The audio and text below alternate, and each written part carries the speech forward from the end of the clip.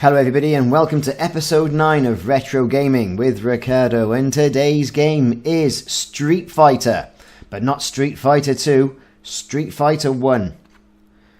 Street Fighter, as you can imagine, is a fighting game, and it was franchised by Capcom.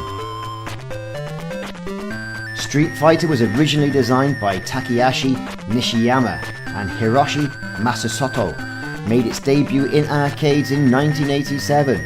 And in this game, the player takes control of martial artist Ryu. Now we all know him from the martial arts series, don't we? Who competes in a worldwide martial arts tournament spanning 5 countries and 10 opponents. I think I get through 3 of them. A second player can join in at any time and take control of Ryu's American rival, Ken. So Ryu and Ken, but for one player, you take control of Ryu. The player can perform 3 types of punch and kick attacks, each varying in speed and strength. Street Fighter was then ported from the arcades into what we see in front of us today, which is the Atari ST version.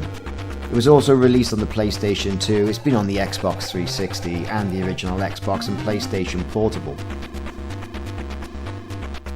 Street Fighter is home to Ton of Fists. It was Capcom's first ever one-on-one fighter.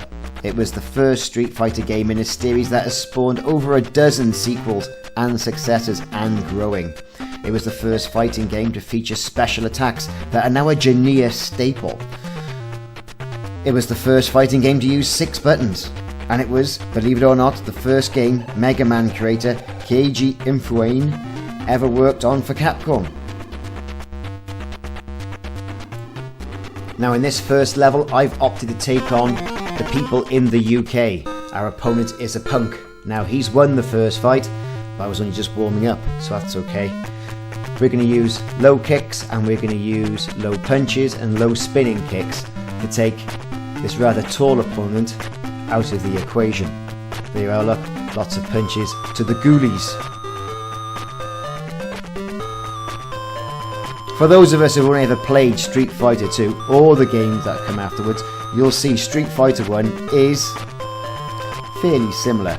You've got the same sort of maneuvers, the same sort of kicks and punches, you can jump, you can flip.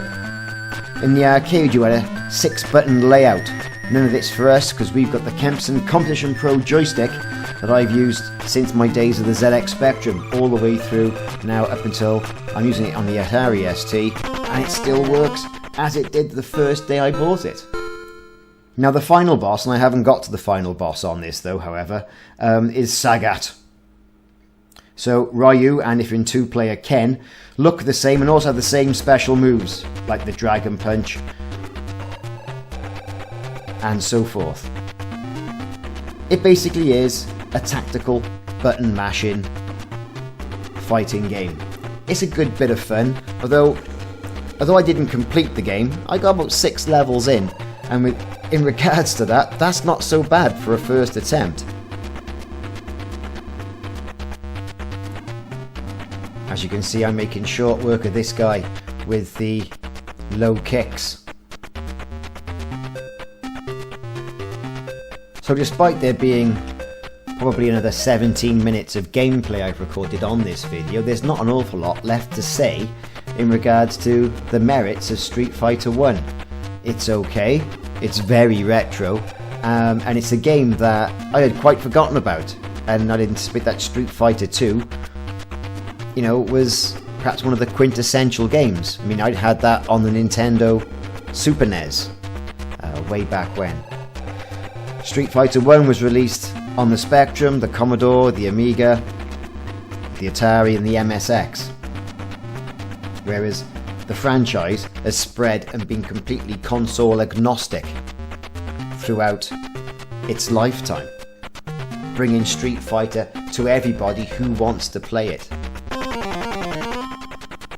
So I've completely destroyed this enemy, and now on to the next one, who is equally as hard, and I will defeat him with low kicks and punches.